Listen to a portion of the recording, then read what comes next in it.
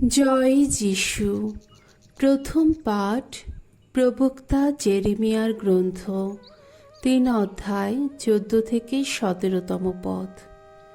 আমি তোমাদের জন্যে আমার মনের মতোই গণপালকদের এনে দেব। আমার ধর্মচ্যুত সন্তানেরা, ফিরে এসো এবার, একথা শোনাচ্ছেন স্বয়ং ভগবান। কেননা আমি তোমাদের জীবন স্বামী।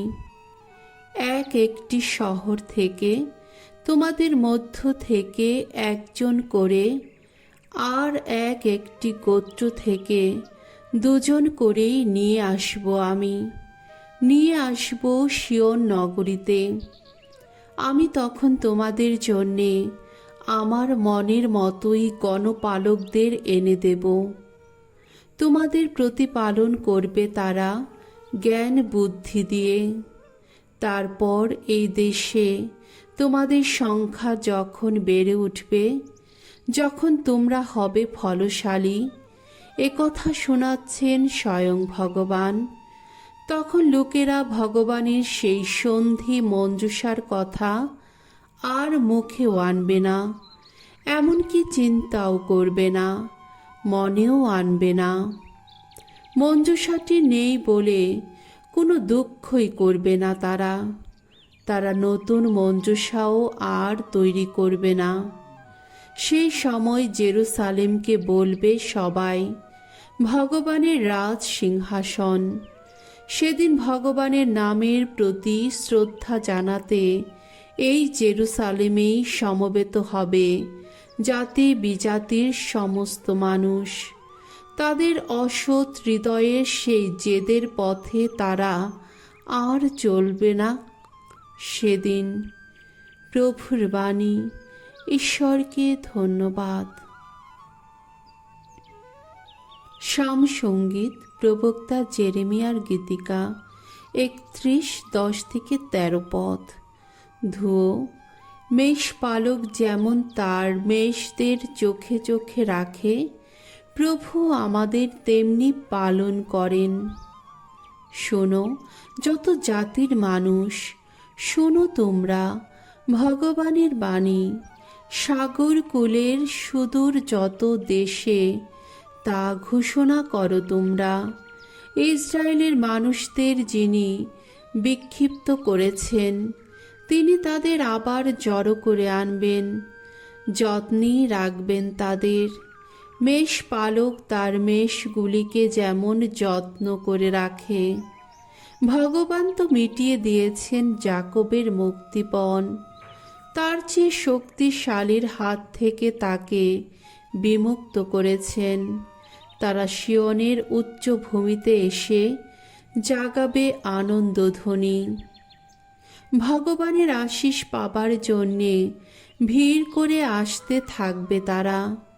কুমারী কন্যারা তখন নাচে নাচে হবে পুলকিত, আর সেই সঙ্গে যত যুবা ও বৃদ্ধ।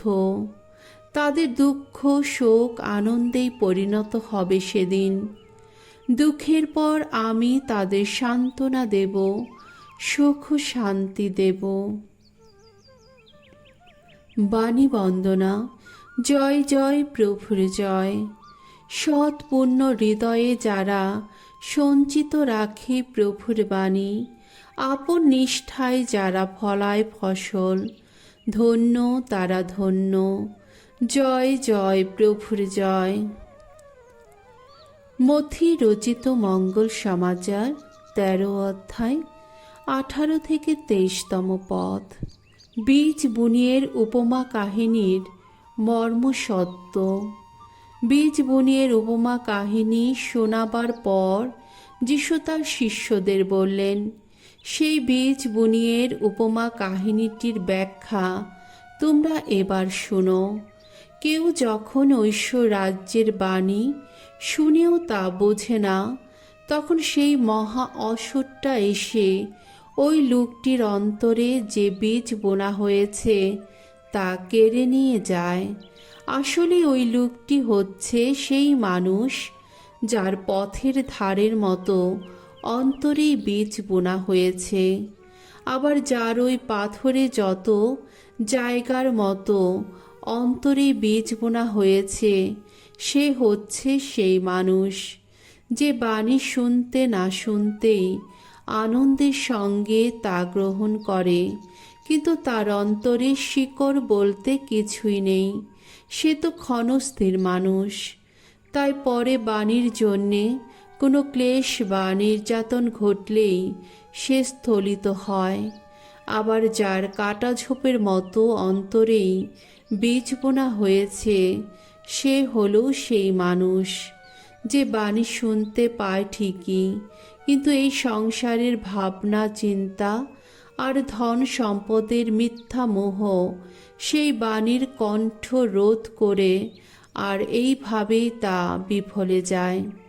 তবে যার ভালো মাটির মতো অন্তরে বীজ বোনা হয়েছে, সে কিন্তু সেই মানুষ যে বাণী শুনে আর তা বুঝতেও পারে, সেই তো ফলশালী হয়ে ওঠে।